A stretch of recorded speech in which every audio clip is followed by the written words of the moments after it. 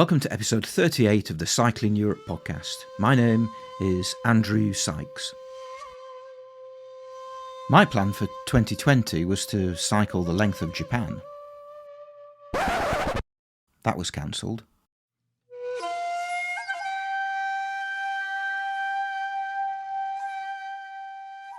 My plan for 2021 was to cycle the length of Japan. That was cancelled too. So where can your average British cycle tourist, that's me by the way, go in 2021 that ticks the box of adventure but doesn't require any COVID formalities other than buying a ticket and setting off?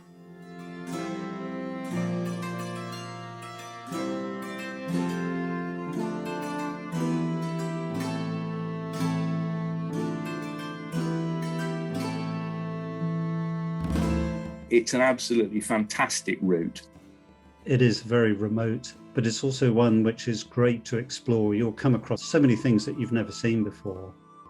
The sea was just incredible. The scenery was ever changing as well. You go around the corner, there's something else to look at. But the beaches are just otherworldly. Everyone's so friendly. I would go back and do the ride again tomorrow if I could.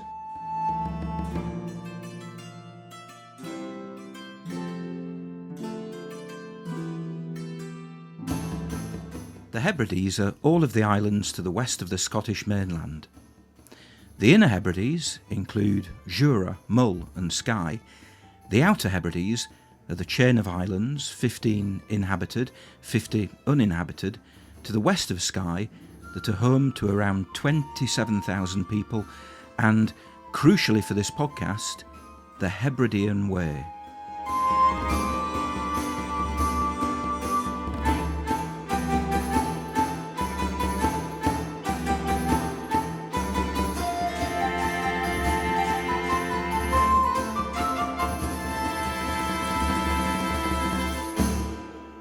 Both the cycling and walking routes of the Hebridean Way start close to the post office on the southern island of Vatersay, continue onto the islands of Barra, Eriskay, South Uist, Benbecula, Grimsay, North Uist, Berneray, Harris and finally Lewis, the most northerly of the chain, where the routes grind to a halt at the butt of Lewis, at which point, to mark the finishing point of the trails, in 1862 David Stevenson had the foresight to build a lighthouse 155 years before the official opening of the Hebridean Way in 2017.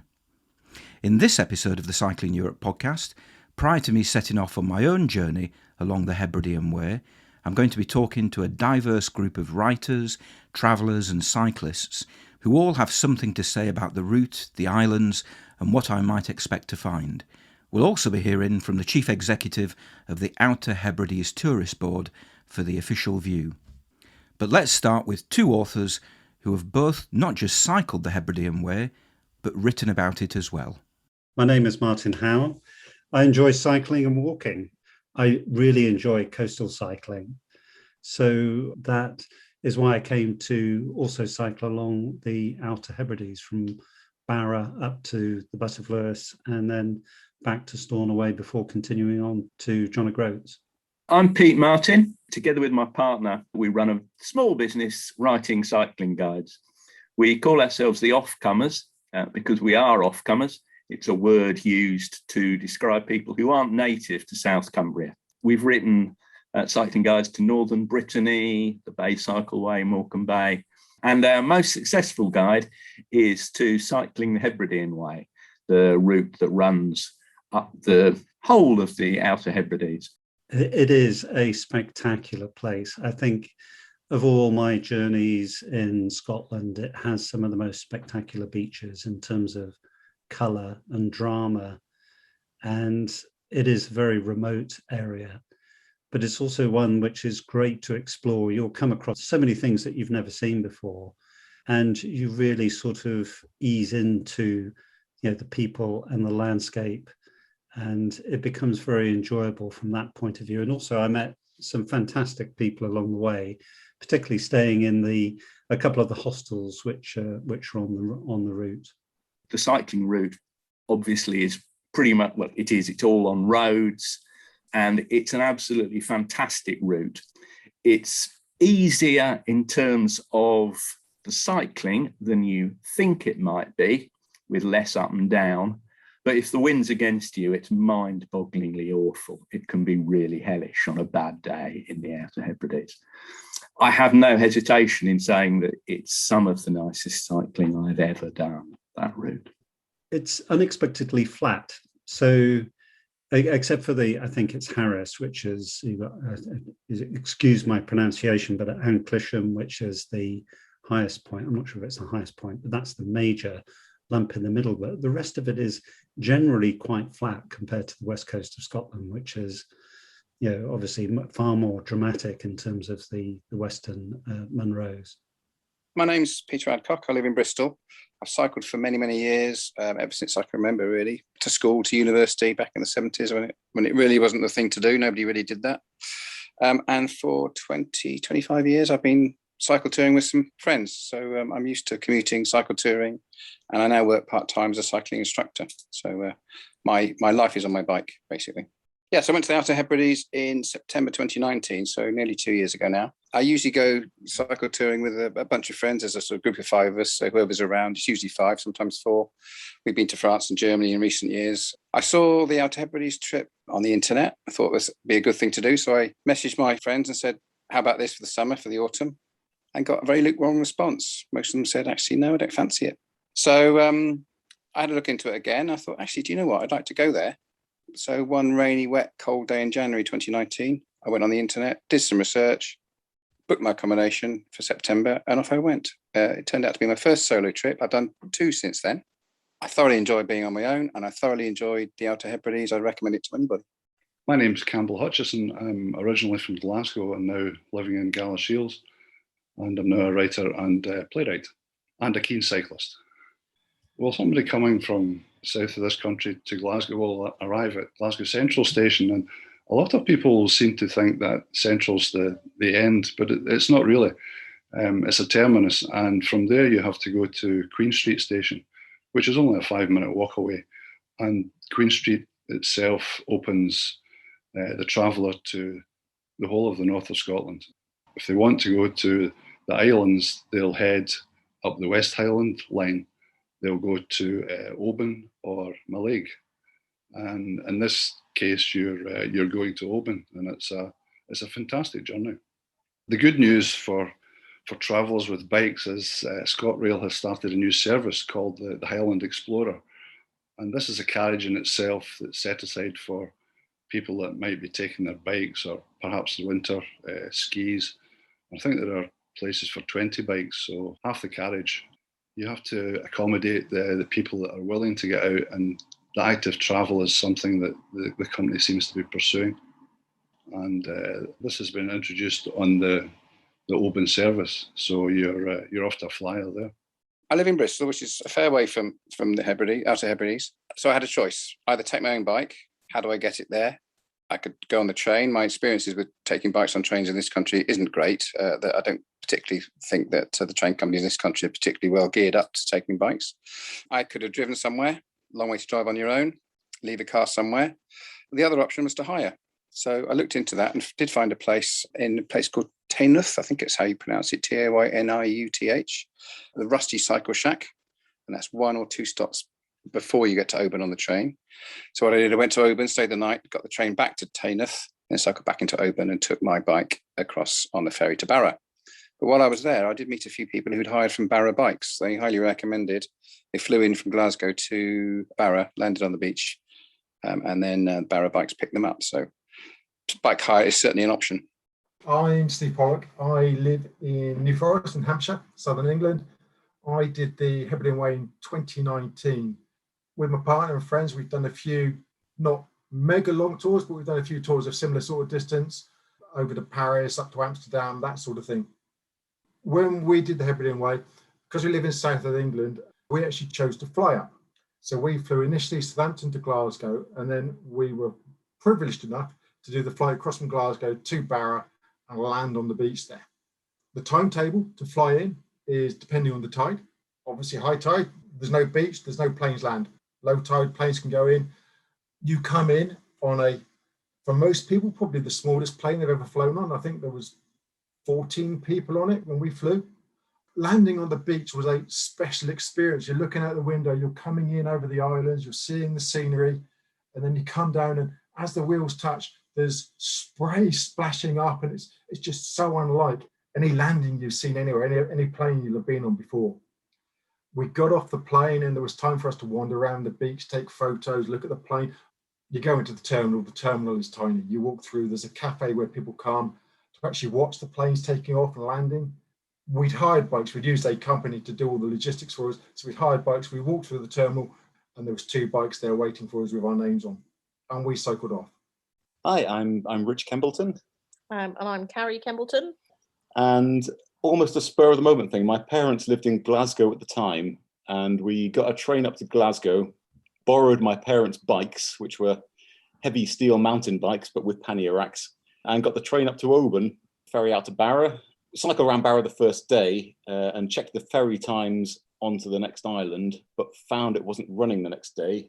So we had an impromptu extra day in Barra. But it does have the best airport in the UK, which is just a very flat, low-lying beach. And the beaches out in the Outer Hebrides are wonderful. It's glorious white sand that stretches on for miles and miles and miles.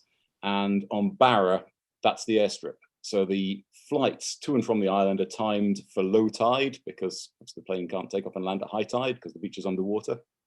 And at that time, you could turn up at the airfield, and if the plane wasn't full, the plane flew from Glasgow out to Barra, up to Benbecula and back again. If the plane wasn't full, you could pay 50 quid and get a flight to Benbecula and back, which took about an hour all in. And we found out there was space on the plane, so we left our bikes at the airfield and got on and had a 15-minute flight north with the pilot telling us which side of the aeroplane we could sit on for the best views. And it's really interesting to see the islands from the air because you really get a sense that they are, at least in the south end, up until you get to Lewis and Harris, they're just giant sandbars. They're very flat, very low-lying. There's lots of lochs, and they really don't catch the weather much at all because they're so low-lying. There's nothing to push the air up and form storms and rain clouds. And that's part of why cycling there is so nice, because you've got a prevailing wind from the southwest. It's a tailwind going from south to north. There aren't very many hills. We spent the whole week in pretty much unbroken sunshine looking over at the mainland, and you can see the mainland, and Scotland was just a perpetual black thunderstorm the whole time that we were there. So yeah, it's really nice. It's a completely different ecosystem to most of what you experience in Scotland. My name's Robert McKinnon. I'm head of Outer Hebrides Tourism, helping promote the islands and develop tourism within the islands. Each of the islands has their own character, and that reflects the different history of the islands. They only came together as a single body in 1973. So therefore, each of them has links into different areas. If you're going to Barra, you go from Oban. You go to Stornoway, you go from Ullapool.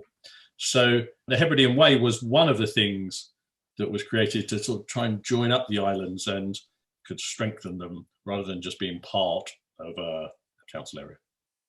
First impressions were excellent. I mean, you see the Outer Hebrides looming on the horizon. They get bigger and bigger and bigger. So you're well prepared. I mean, the journey out on the ferry is fantastic. So save every moment of that. But you come off into Castle Bay, then cycle up a small slope into Castle Bay itself. And then, the scenery the scenery all the way along the route is fantastic. But I checked into the Castle Bay Hotel, which is almost opposite the ferry port.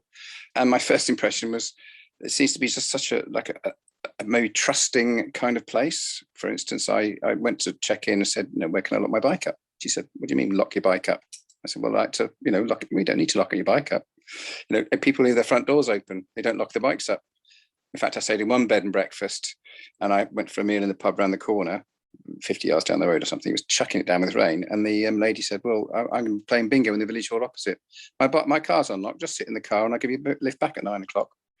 It was just like no front doors locked, nothing locked, just so friendly. And everybody I met was really, really interested in what I was doing, where I was going, where I was from, what I was doing, why I was doing it as well. But the first impressions really were the scenery and just the hills and the grass and the sea, and just fantastic. If you're thinking about making the trip, there are a couple of books to help you do the planning. We have maps available to help you on the route. And then, yeah, just look out for the blue signs. We started off as part of the National Cycle Network. We were demoted. It was National Cycle Network 780. And if you look for that, you'll still see quite a lot on the web about that. But now the signs in place are exactly that kind of sign, which you would be used to seeing elsewhere. But the red oval has been replaced with the Hebridean Way logo. And there are pillars that start and finish the route. So one in Vatersay, right in the south, and one at the north at the lighthouse at Ness. Once we landed, we got our bikes. The airport's actually quite a way up Barra, and the Hebridean Way starts at Vatersay, which is the island below Barra, linked by causeway. We wanted to do the whole route, so we actually rode down south to the start of the route at Vatersay. I think each day we did about 35 miles. We averaged about 35 miles. We took detours here and there to go and see things that were marked on the map or things that we'd heard about from other cyclists. What we found is we were seeing the same people every day. When you get in the ferries, you are sort of dictated by timetable. So people will be coming onto the same ferries, you'd see them, and you see them for the next couple of days till you got the next ferry. We used a mix of hotels, B&Bs, a couple of bunk houses, accommodation. Everyone was friendly. It was good fun. The cyclists I met on the ferry going across to Barra, many of them were actually being sort of quite, well, not purist about it, but they were, first of all, cycling to Vatersay. And there's quite a good couple of places there to wild camp, and it's a beautiful beach as well. But I just progressed straight on to that campsite that I knew because it was part of a longer journey. And I wanted to get the ferry first thing in the morning across to South Uist. But there's certainly plenty of opportunities to wild camp, particularly down by the beaches. You'll have a great experience if the weather's good. The beaches on the west coast of South Harris are really, they're justifiably famous because they are this fantastic shell sand, beautiful white beaches, the seas rolling in. There's these mountains in the distance. On a sunny day, you could be in the Caribbean or anywhere. On the other hand, the Golden Road, the eastern side, is a twisting, turning, narrow, up and down. You have to think what you're doing with every pedal stroke. Route through rock and bog and lily ponds, and it's a really harsh landscape. Stanley Kubrick used it to film Jupiter in 2001. You won't find anywhere else like it, certainly where people live in the United Kingdom. But Harris it's a whole. You can't have one without the other. It's a bit yin and yangy in a way. And the reason, partly, why the western side beaches are so empty and you get such a feeling of space is because all the people were cleared out of it in the 1830s. And a lot of them went over and scraped a living on the eastern side. And that's where there's more habitation. You get a feeling of understanding the landscape and what's gone on by going up that Golden Road. The cycling's in a way more interesting as well, and your understanding of the landscape will be better. Besides which, if it's really blowing a hoolie from the west, you'll want to be on the nice sheltered side. Why it's called the Golden Road, opinion is divided. Was it a Glasgow newspaper saying, "This is outrageous, we're spending so much money on paving the road for where nobody lives"? Or was it locals with a marvellous sense of humour saying, it would cost as much to pave this in gold as it does in tar? Who knows? Most of the time we managed to find a post office or a corner shop or something somewhere where you could get food. Or we sometimes stayed in B&Bs, which meant you could have an enormous breakfast and hope that you got through till dinner, or smuggle out a few sausages. There was one evening when we had to chase the local delivery van around, didn't we? Around the village. There was no shop. There was just a van, and we had to cycle around the village chasing this van, looking at it a kilometre away and saying, "It's over there," and started cycling, following it. And then by the time we get there, it'd be gone. And then we got to it, and in the end, there was just an apple pie left, wasn't there? So we had apple pie for dinner. We think it's about 5,000 people who come each year, which for us is quite a significant proportion of the visitor traffic that we get. We measure people on the ferries actually, and we get quite a good view just on how many bikes there are on each crossing, can give us a reasonable view of how many people are doing the route. Obviously, you don't have to do it in one go. Some people come and do the southern half first and then do the other half. So what we're seeing, and I think maybe one of the things that we didn't expect, is just the diversity of cyclists who come. So there are club cyclists who come and want to do it in the minimum number of days and get up there and speed past. And there are other people who want to do it in different chunks and maybe just do part of the route. The people on e-bikes, which is a much bigger part of the traffic than we would have expected. I hope we're getting a reputation for inclusiveness. It really doesn't matter how you do it. So as you go around the islands, you see a much broader range of cyclists than perhaps I was expecting when we started this off. From starting cycling on Barra to reaching Stornoway, having gone to the Bus of Lewis, was 3 days. But I did have a very strong tailwind. In fact, half of the journey on South Uist and North Uist, I'm barely pedalling, to be honest. It would have been quite a different matter if I was going the other way. But the timing and the number of days that you'll spend on the island is very much about being quite cute in terms of catching the ferries, because sometimes, if you miss a ferry, that could easily add half a day to your journey. And I was taking quite a direct route, I would say, but I would encourage people to explore a lot of the roads which lead off to remoter places. So, for example, Uig is a beautiful place to go, where there's a lovely sandy beach. And there's also some alternatives to the main route which you can follow that go down very remote single track roads where you're unlikely to see another car for an hour or so. But you could easily spend more than a week on the island if you really wanted to fully explore it. The scenery, I mean, the beaches, the ever-changing scenery, the beaches, the hills, the maca, which is the long grass, wildflowers, which you'll see sort of in the central islands. Absolutely fantastic to cycle through there with the flowers and the swishing grass. The scenery is ever-changing as well. You go around a corner, there's something else to look at. In fact, at some point it got, you get a bit blasé about it. Oh yeah, another beautiful beach, another hill.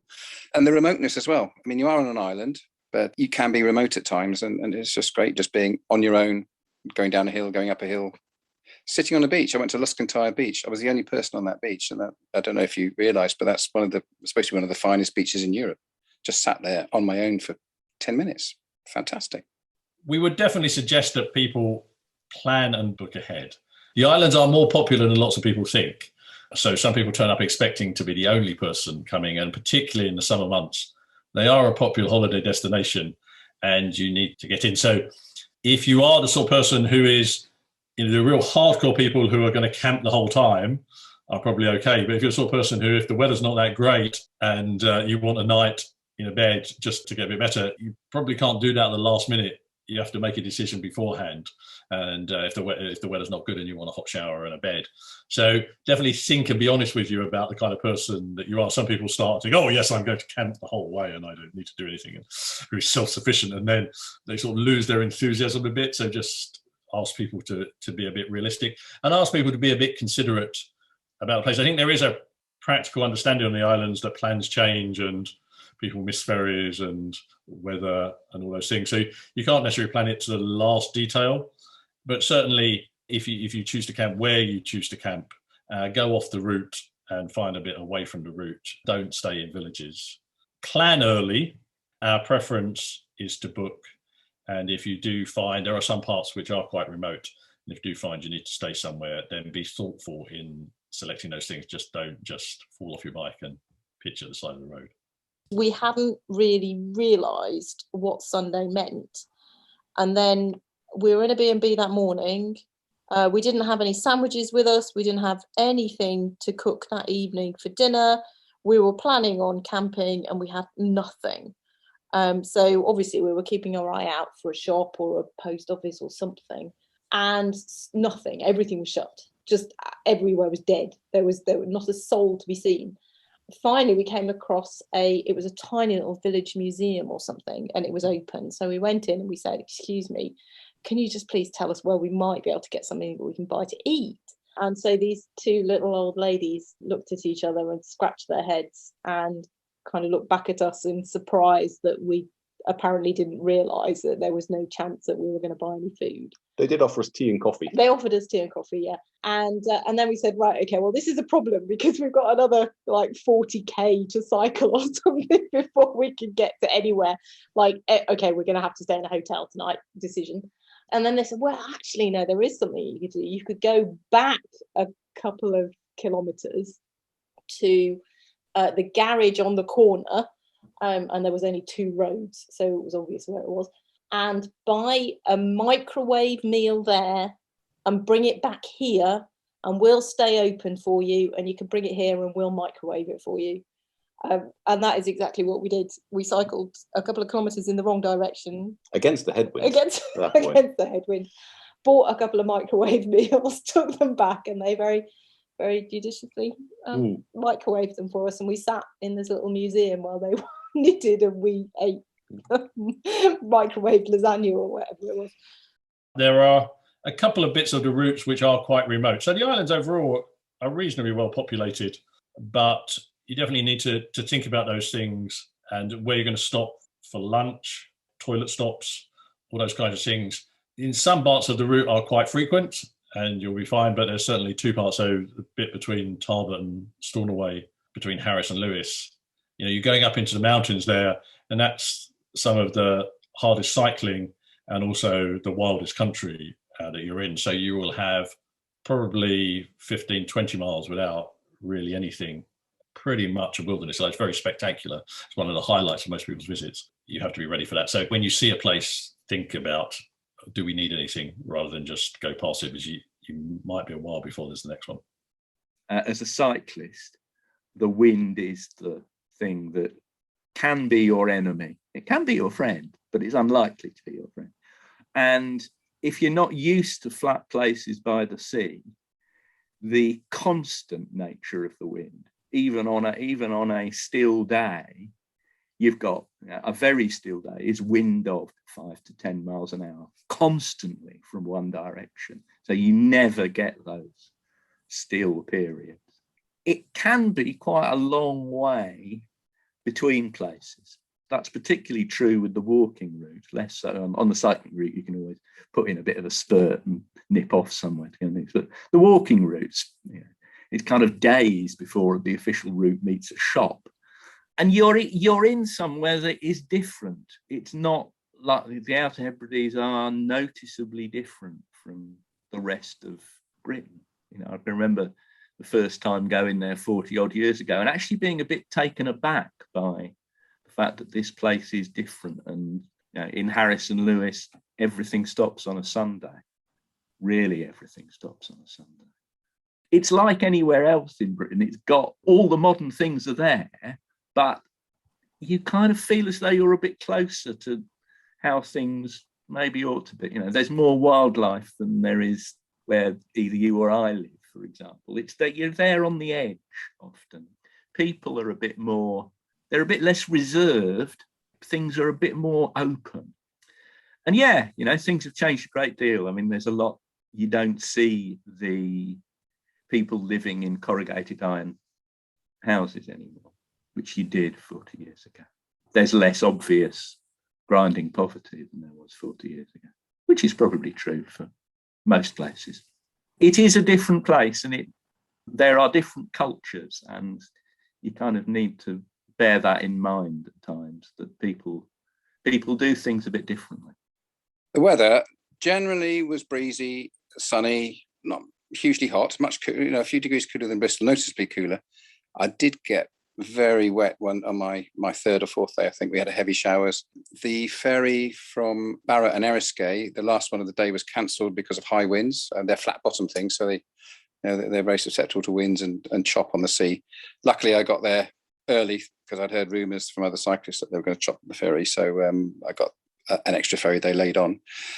One day I had 50-mile-an-hour tailwinds, which is fantastic. Just blew me along, and heavy rain. But a lot of cyclists I met weren't going to cycle that day for that reason, but I went for it, and very glad I did, actually. I was going across the Isle of Lewis.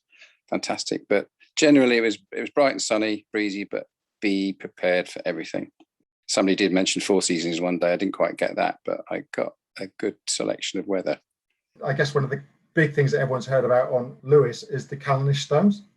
We were there a couple of days after midsummer. There was pretty much 24-hour daylight. We wanted to go and see the stones at sunset, but there is no sunset, and obviously in the middle of June on Harris and Lewis. But the stones themselves are spectacular. I live down south. I've seen Stonehenge. I've seen Avebury. Callanish, I think, is more impressive. Obviously, something that Harris is known for is the Tweed. There are rules and regulations about what's allowed to be called Harris Tweed in terms of who makes it. You've got to be trained. I think it used to be that only men could make it and things like that. On the route, there is a local who's still making the Tweed on an old-fashioned loom in basically a shed in his garden. And it's signposted off the route, and you can go in there and he gives talks, demos about making the Tweed. The guy's probably in his 70s, 80s. I'd be very surprised if he's not deaf, because actually the loom itself is very noisy with the shuttles banging backwards and forwards. But you can go in and just watch him and learn about the making of the Tweed for 20 minutes. It's fascinating. We were aware of 2 gin distilleries on the whole of the route. There's a relatively new, I think it's only been a few years now, a gin distillery at Barra, and it's in Castle Bay. We didn't go on a tour. I don't know whether you can go on a tour, but we were able to visit the shop at 10 o'clock on a Saturday morning and sample the wares. Couldn't take a bottle away with us because A, it's quite heavy in the pannier, and B, we were flying out to the islands at the end of the holiday.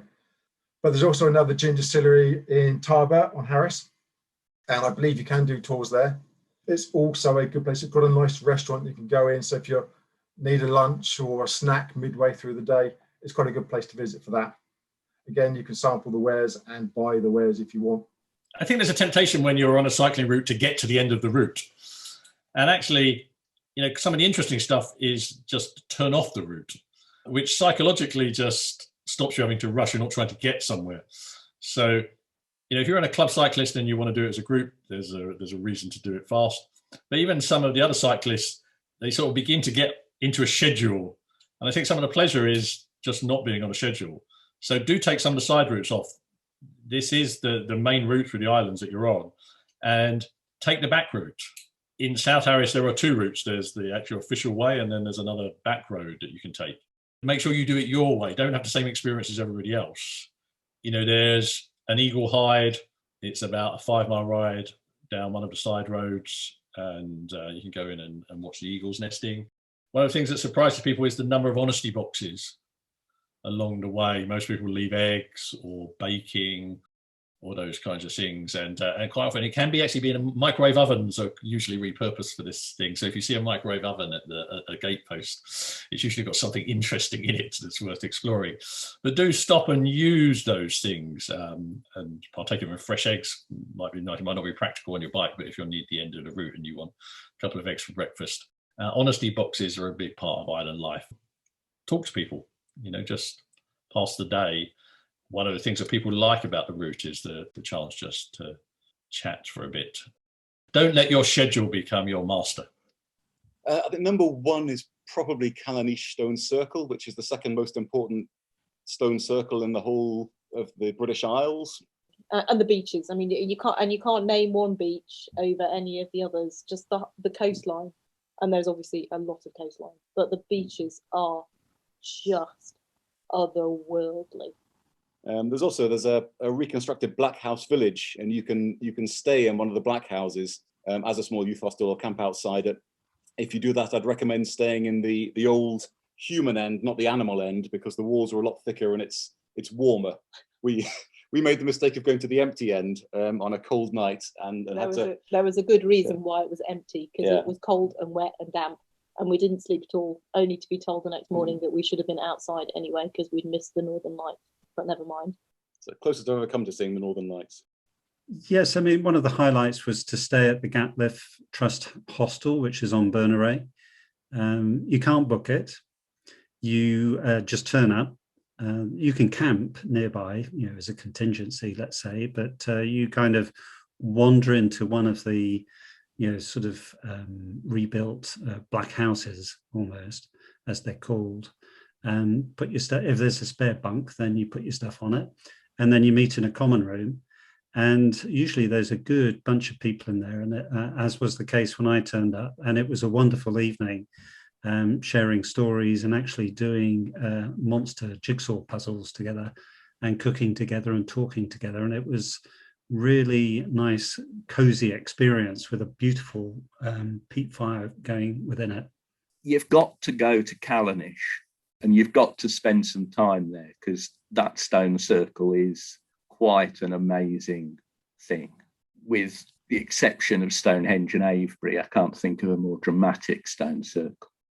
Spending some time on those beaches is something that you have to do. And there's lots of places where you can get into the fantastic beach world. And I'm not going to say do this beach rather than that beach, but make sure that certainly if the sun's shining, you spend a good hour somewhere pottering around on one of those beaches.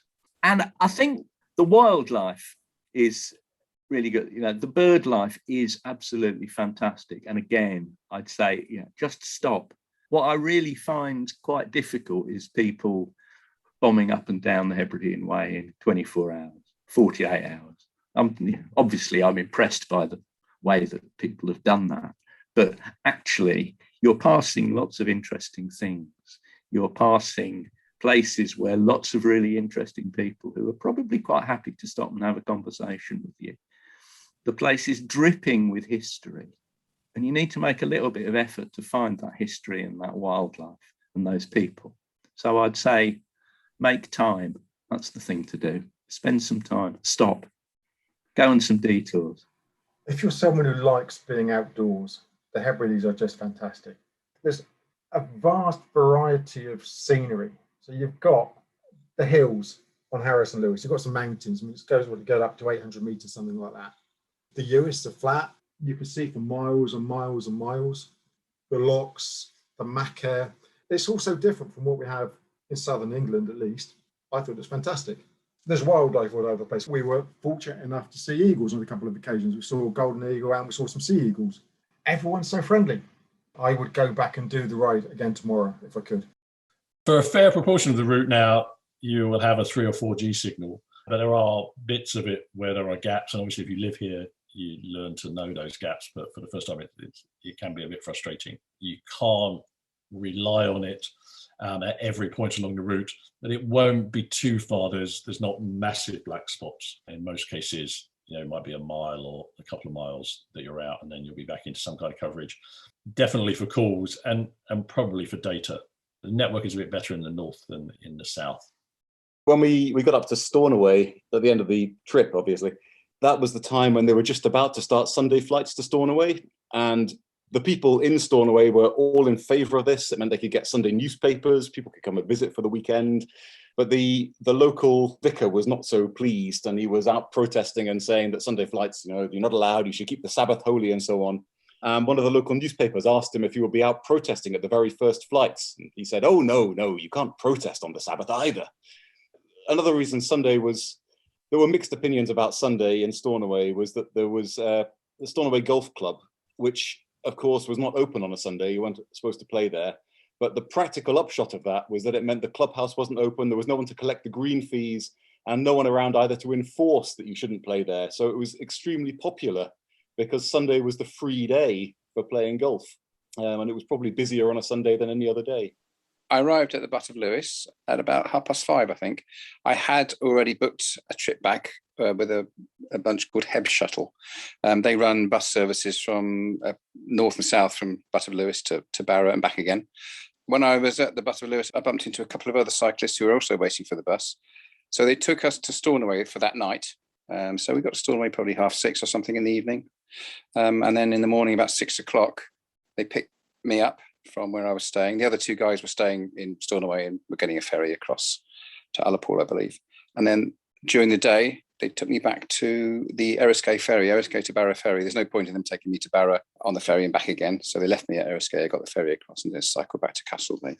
It took probably the best part of a day. And we picked up another cyclist along the way. He came to Barrow with me. But the original reason for the shuttle is that they deliver and collect laundry and do the laundry and give it back to B&Bs and guest houses and such. So we did some laundry delivery at various places along the way as well. So it's quite an entertaining day out. Whatever you do, don't come back. I'm not sure if you're a vegetarian, but if you're not a vegetarian, don't come back without trying some of the black pudding, particularly the black pudding sausage rolls. So when you're cycling back from the Butt of Lewis, I think there's a shop that's on the left-hand side down a lane, and you walk in there and they've just got trays of fresh, made that morning black pudding sausage rolls, and it's the most delicious thing you'll ever taste. And it certainly perks you up. Reaching the northern end of Paris as well is a nice thing. There's a fantastic lighthouse there to mark the end of the trip. Then you've got to turn around and go back to Stornoway again. And then you get the ferries from Stornoway back to Ullapool, and you come into Ullapool and you have your fish and chips on the pier, because of course you do, because that's what you do in Ullapool. And getting your bike and cycle to Garve to get the train back down to Glasgow again. And you'll find as you leave Ullapool, on this lovely wide road, there's a sign there saying, drive on the left. And you ask yourself how many international ferries there are that come into Ullapool that need this kind of warning. And a few years later, we did do a trip around the north of Scotland and found that Ullapool is where it stops being single track road again to the north, and you join the dual track road. And that's why there's a reminder there to drive on the left, because otherwise you might have forgotten. People that manage to complete the Hebridean Way are obviously at the top of Lewis, and the nearest settlement there is Stornoway. So the best place to get back to the mainland is to go from Stornoway to Ullapool. But the problem with Ullapool is they don't have a railway station there. They've tried many times, but particularly during the Victorian era, and nothing ever came off. So the cyclists can either cycle over towards Inverness or get the bus. So that's the option from there.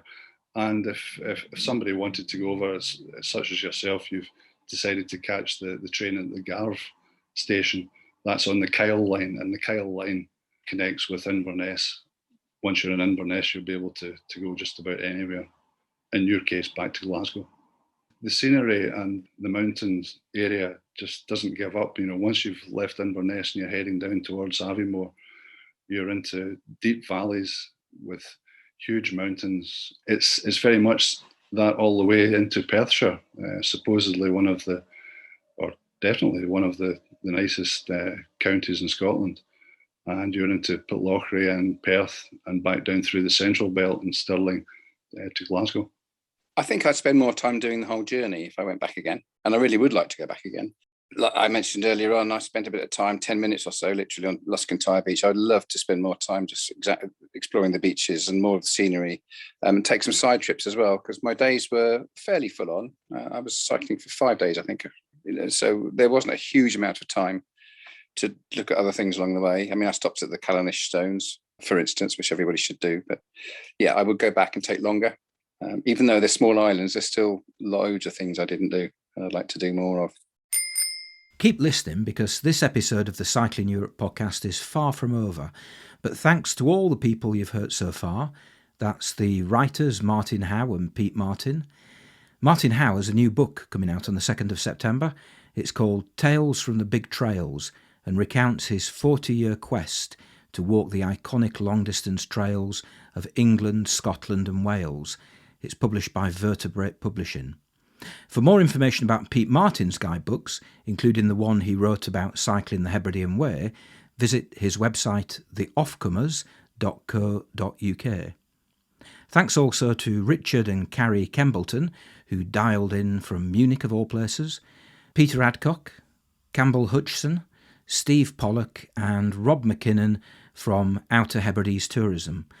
Online, the organisation can be found at visitouterhebrides.co.uk, and that site includes pages dedicated to the Hebridean Way, both the cycling and walking versions, where, amongst other things, you can buy a map of the route for just £3.99, which is what I just did before recording this.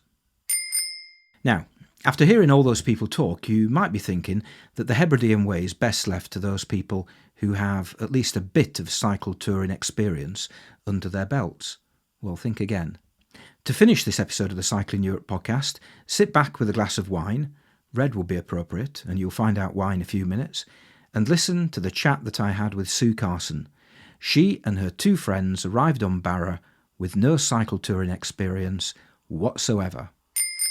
My name is Sue Carson, and I try and get outdoors as much as I can at any point of the week.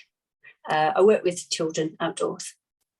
And a slight disclaimer to begin with, because we do actually know each other, and we have known each other for quite a long time, although this is the first time we've spoken in probably 5 or 6 years, I would imagine, because we did used to work at the same secondary school in Henley-on-Thames quite a few years ago. But now you've moved on and you're working in a different job, I think. I have. I've decided I need to get out of the classroom. I'm still doing a similar job, working with young people. But yeah, I work outdoors. So if I can get in a canoe, get on a bike, or light a campfire, that's usually my day. We're talking about August 2018 here, and you decide with a couple of friends, a couple of female friends, to head up to the Outer Hebrides and cycle along the Hebridean Trail. First of all, where did the idea come from? What was the motivation for doing it in the first place? It was my friend's idea, actually. So she had obviously been looking into having an adventure. She came up with the Outer Hebrides. She mentioned that she quite liked the idea of going there.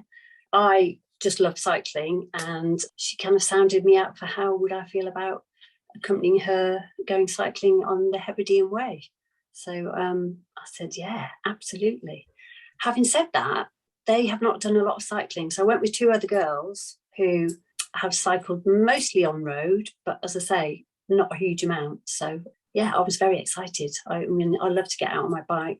I prefer off-road to on-road. So yeah, I was really up for the challenge. And had you done any cycle touring before? Never. So I've done no cycle touring. My other half is quite into cycling. We've done lots of Audaxes, so I knew I could do the distance. So I think I felt confident about the distances. But yeah, my 2 other friends were not huge cyclists. So, but I thought they're islands. There's no great gradients to climb, so we should be okay. Did you do much preparation? Did you just kind of turn up at Urban and buy a ticket, or did you actually do much preparation in advance? I did loads of preparation. Obviously, because I was concerned we didn't want to cycle too many miles in one day. Obviously, because you're only as quick as your slowest person on the bike. So we didn't want to set too big distances. But yeah, loads of preparation, because obviously once you start looking into the Outer Hebrides, there are a huge number of islands, which obviously involves a huge number of causeways, ferries, timings. I actually at one point realised what a logistical nightmare it is, because I am not a planner, and I hate being pinned down to a timetable and planning, but this was actually really good. Having said that, I'm not very good at planning, not very good at organising, but this was a really good project to sort of work on those skills. Having said that, the first night that I arrived at my friend's, she was busy fixing a leaking car outside. And I just thought, I'll just take the opportunity to just check, we have got all the right dates and the right hotels and what have you. I was going through the schedule and I realised I'd actually booked our last night hotel on the wrong date. So it was at this point I was thinking, shall I confess to my friend or shall I just quietly phone and rebook it? So I did. I quietly phoned and rebooked it while she was out fixing her car leak. But yeah, it's a huge challenge, I would say, and a pretty mad one to do for your first cycling tour. Why didn't you choose something, I don't know, why didn't you choose something nice and easy, like somewhere in Devon or Cornwall? What made you choose the Outer Hebrides, which in terms of its location is challenging, in terms of the weather potentially challenging, in terms of the terrain challenging? If you're going to do something, you need to do it in style, don't you? So I don't, yeah, it would have been far more sensible to do something closer to home, do a couple of nights over.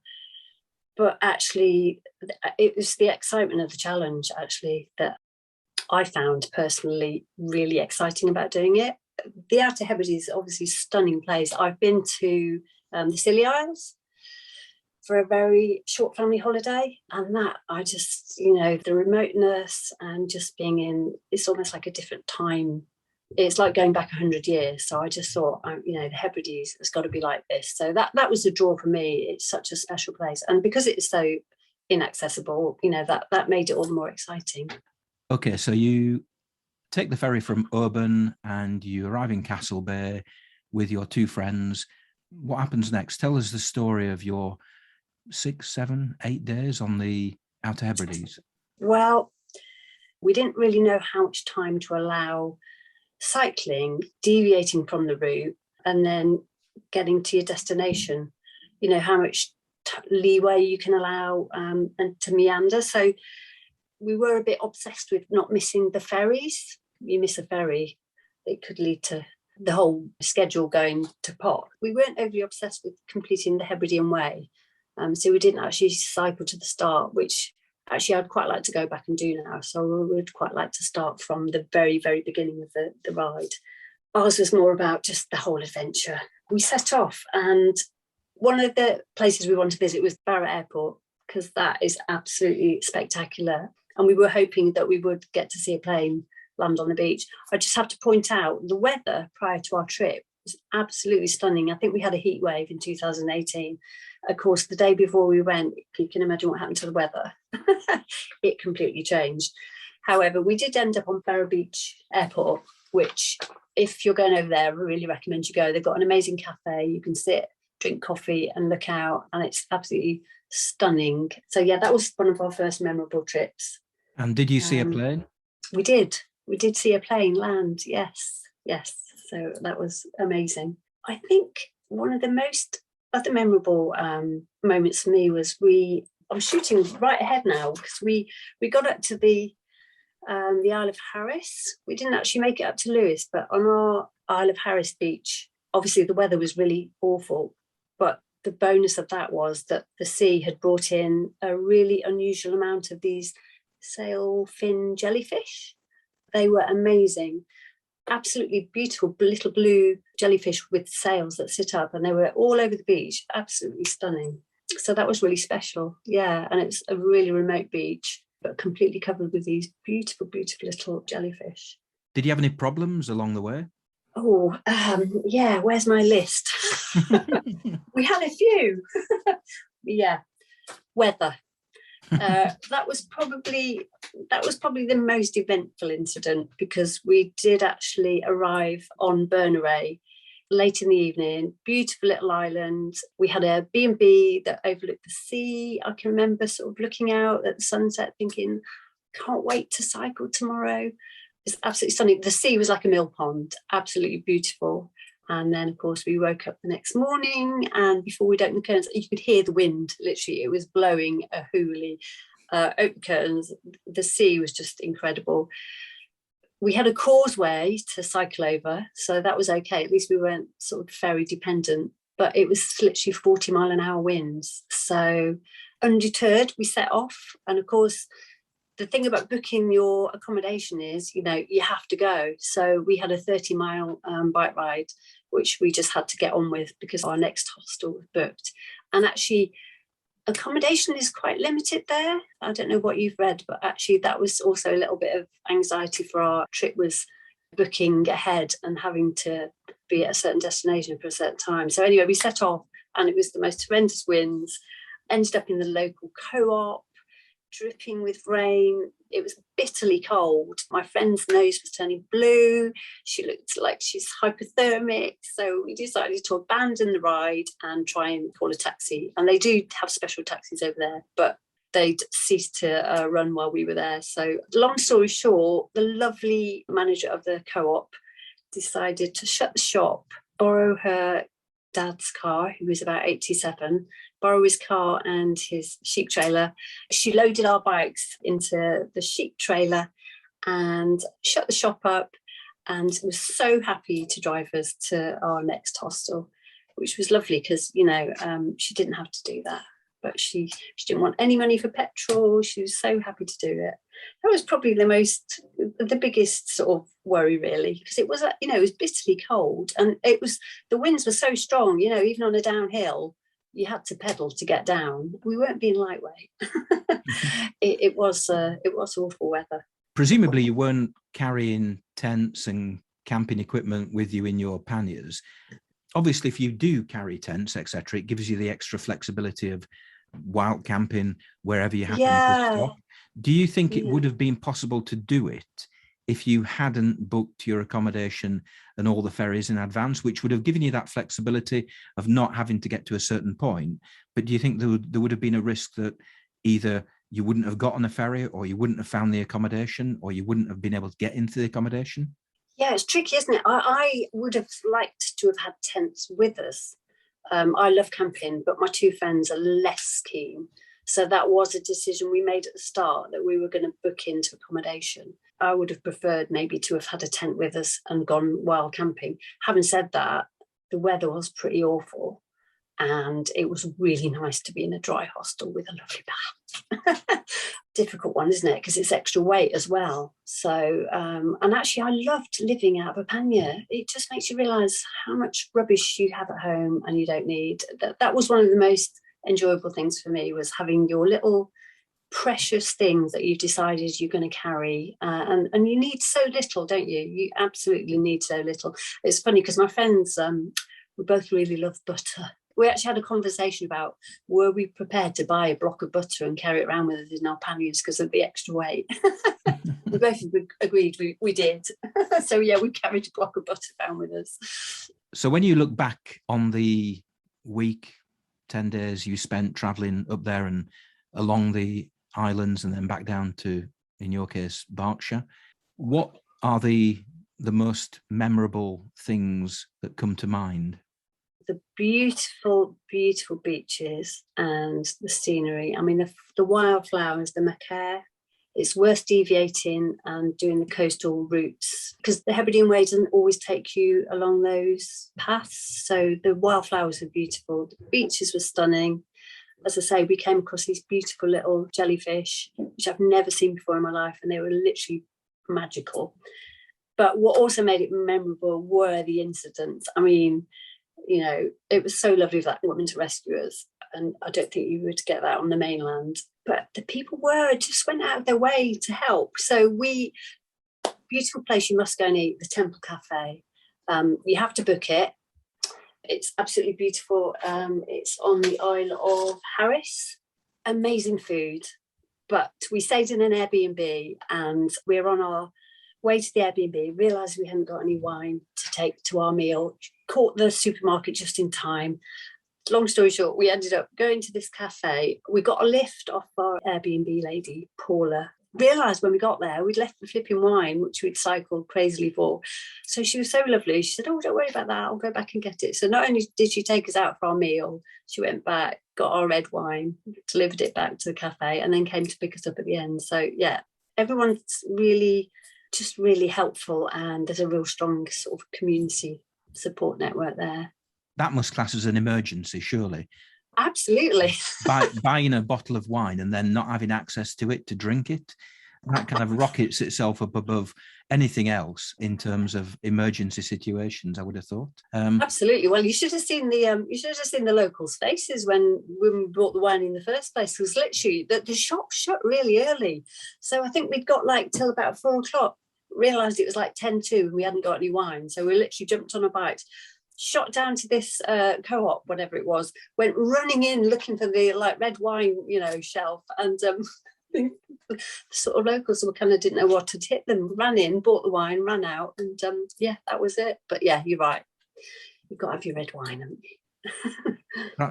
Perhaps they thought they were being raided by three women from England. Actually, saying being raided. So that was our final day. I don't know how you're coming back from the Hebrides, but we ended up getting the ferry from Lochboysdale to Mallaig. So the ferry's 3 hours, and then we got the 5-hour train journey to Oban. So you can imagine we're arriving in Oban, it's 9:30, 10 o'clock. We've still got half an hour cycle ride to find our Airbnb. And we were absolutely shattered. This is 12 days of, cycling, 5-hour, 8-hour travelling. So we were trying to find the Airbnb in the dark. And it was a bit unfortunate that the Airbnb, there was 2 Airbnbs going on in the same house. So this poor young couple, we were all wearing our luminous jackets. We've got like cycle lights on our helmets. We look like a police raid squad. Anyway, we went in this Airbnb and we were creeping around because it was obviously 10 o'clock, no lights on, trying to find if we were in the right house, never mind the right room. My friend carefully sort of opened this door with her full beam still on from her head, from a torch on her head, and she sort of lit up the face of this poor couple who's obviously were in the other Airbnb. So I mean that was hilarious for us, possibly not for them, but it's just all those little stories, isn't it, that just really make an adventure. Not necessarily all the good ones, but I think when times get hard, it makes it more memorable as well, doesn't it? So we were absolutely knackered. All we wanted was to go to sleep. But we were struggling to find our correct Airbnb, and unfortunately invited ourselves into this poor other couple's Airbnb. But anyway, we met them in the morning for breakfast and it was all good. So. And if you were to do it again, what would you do differently? Oh, that's a really good question. And I would really like to do it again. I would go from start to finish. Frustratingly, we didn't get to the top, which is Lewis, isn't it? So we didn't get to explore Lewis. And actually Harris and the more remote part, that's the more remote part of the route. So we definitely explore more up there. I think I would take longer and I would camp. I would wild camp. I think that would take away the pressure of having to be somewhere. And at the same time, wow, to wake up on one of those beaches just would be amazing. It's such a beautiful place. Don't forget your midgie net there, Andrew. We do you know what? We only needed it once, actually, because it was windy and awful weather. The midges weren't out, but the day they were out, we did need it. And make sure I got right up to the top because we didn't complete the whole way. There's just so much there, there were the standing stones and lots of the weaving. We didn't get time to explore those things. More of the arts, that goes on the islands. And your two friends, are they now smitten by cycle touring, or are they back to cruising around the Med? I'm not sure they've ever been on a bike ever since. No, to be fair, I think they have done some gentle cycling, but funnily enough, they've not asked me to come on another trip with them. Right, okay, that's brilliant. Thank you for that. And have you got another cycling trip planned yourself at any time? I don't know. Just been doing local. I did. Yes, I did the Cambrian Way up in Wales. Have you heard of that route? I haven't. I've done the Long Last Cymru, but I've never heard of the Cambrian Way. Well, we kind of signed up for a sort of a lead ride, which we've never done before. So we went with a group of people. This was a couple of months ago. Weirdly, the weather was absolutely pants again. We'd had stunning weather before it, and then I think it was another 40, 50 mile an hour winds and torrential rain. But it was a 3-day cycling trip over the Cambrian Mountains, and that again is absolutely beautiful. If you don't know the Elan Valley or around that area, I would check it out because I need to go back and complete that as well. Unfortunately, we bailed out of that one on the second day because the conditions were hell. It was really tough. I think when it comes to the weather, you've got to bear in mind, if you look at people's Instagram pictures and Twitter posts and websites and what have you, people always avoid taking photographs in rubbish weather. They only take good photographs in decent weather when it's a blue sky. And you've got to bear that in mind when you're experiencing really dreadful conditions. Everybody has really dreadful conditions. The filter of social media means that you only ever see the pictures that were taken on the days when it was blue sky and everybody's smiling.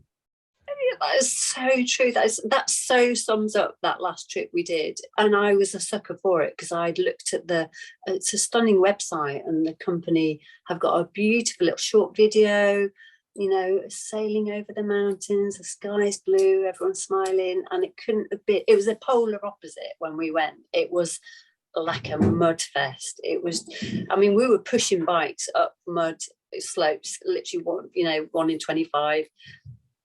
It was, yeah, I've learned that lesson.